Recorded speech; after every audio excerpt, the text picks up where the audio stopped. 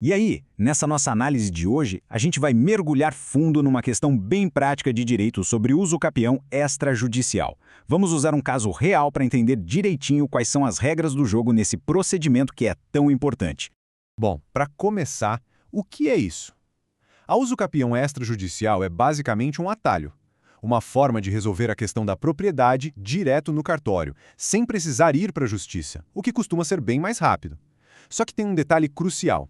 Por ser no cartório, a coisa é preto no branco. As formalidades legais têm que ser seguidas à risca. Não tem muito espaço para improviso, sabe? E é aqui que entra o caso da Maria. A situação dela parece perfeita, né?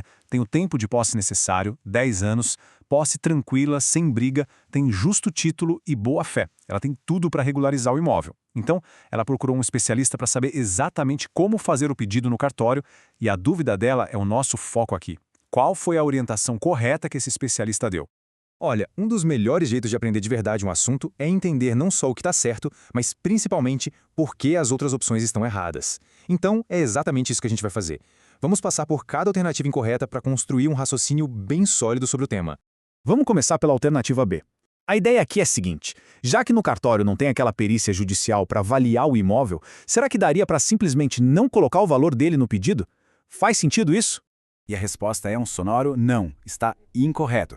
A norma que manda nos cartórios, que é o provimento 149, é super direta sobre isso. O artigo 400, inciso 5º, exige com todas as letras que o valor do imóvel tem que estar no requerimento. É um requisito e pronto, não tem discussão. Agora, vamos falar dos documentos. A alternativa C sugere usar cópias autenticadas, o que parece bem lógico, né? A gente usa a cópia autenticada para um monte de coisa. Mas no procedimento da uso capião extrajudicial, a regra é um pouquinho diferente. E aqui está a pegadinha. A norma é bem específica. O artigo 401, parágrafo 1º, diz que os documentos devem ser apresentados no original. Ponto. Existe uma exceção que está no parágrafo 3º. O próprio advogado da causa pode declarar que as cópias são autênticas e ele se responsabiliza por isso. Percebe a diferença? Não é uma cópia autenticada por um tabelião, é uma cópia declarada autêntica pelo advogado. Essa diferença sutil torna a alternativa C incorreta. E se der algum problema no meio do caminho?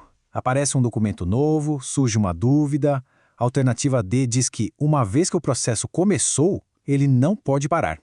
Não pode ser suspenso. Isso deixaria o procedimento super rígido. Será que é assim mesmo, sem nenhuma flexibilidade? E mais uma vez a alternativa está errada. O provimento 149 lá no artigo 399 pensa nessa possibilidade. Ele permite, sim, a suspensão do procedimento por um prazo de até 30 dias. Ou seja, essa proibição total que a alternativa D sugere simplesmente não existe na regra. E para fechar a rodada de erros, a alternativa E. Ela toca num ponto-chave, a formalidade do pedido. Presta bem atenção na palavra que ela usa, facultada. Ela está dizendo que seguir o modelo de uma petição inicial de processo judicial seria algo opcional. E é aí que mora o erro. O artigo 400 do provimento usa uma linguagem de comando, uma linguagem imperativa. Ele diz que o requerimento atenderá aos requisitos da petição inicial. Atenderá é uma ordem, não uma sugestão. Claro, com a ressalva, no que couber, adaptando para o cartório. Mas a regra geral é obrigatória e não facultativa. Bom, depois de a gente eliminar uma por uma todas as opções erradas, sempre com base na norma, o caminho para a resposta certa ficou bem mais limpo, né? Agora vamos ver qual é a orientação que o especialista deveria ter dado para Maria. Então, depois de ver tudo que não é para fazer, o que é que está certo? A resposta correta é a alternativa A. O documento que dá o pontapé inicial, a peça fundamental para começar todo o procedimento, é a ata notarial. E a base para isso não vem só do provimento do CNJ, vem da própria lei que criou o procedimento, a Lei de Registros Públicos. O artigo 216-A é cristalino. O primeiro item da lista de documentos obrigatórios é a ata notarial. É nesse documento que o tabelião vai registrar oficialmente o tempo de posse da pessoa e todos os detalhes e circunstâncias importantes. É muito importante a gente entender o peso desse documento. A ata notarial não é um papel qualquer, é um instrumento oficial onde o tabelião, uma pessoa com fé pública, vai transformar as provas da posse em um documento formal. Ele pode ouvir testemunhas, fazer uma vistoria no imóvel, tudo para dar a segurança que o registrador de imóveis precisa para bater o martelo e fazer o registro. Certo. Depois de analisar todo o caso da Maria e passar por todas as alternativas, vamos organizar as ideias. O que a gente realmente precisa levar daqui sobre os requisitos da uso capião extrajudicial? Então, para a gente fixar bem, vamos lá, pontos cruciais. Primeiro, ata notarial é o começo de tudo, é obrigatória. Segundo, valor do imóvel tem que estar lá no pedido, sempre. Terceiro, documentos, a regra é o original ou a cópia com declaração do advogado. Quarto, lembre-se que o procedimento não é engessado, ele pode sim ser suspenso. E por último, as formalidades da petição inicial, naquilo que for aplicável, são para seguir, não são opcionais.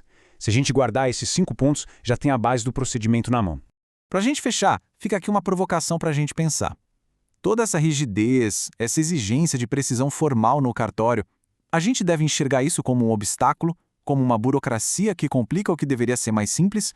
Ou será que, na verdade, é exatamente esse rigor todo que garante a segurança jurídica do processo, protegendo não só quem está pedindo ao usucapião, mas todo mundo que possa ter interesse no imóvel? É uma ótima questão para a gente continuar refletindo.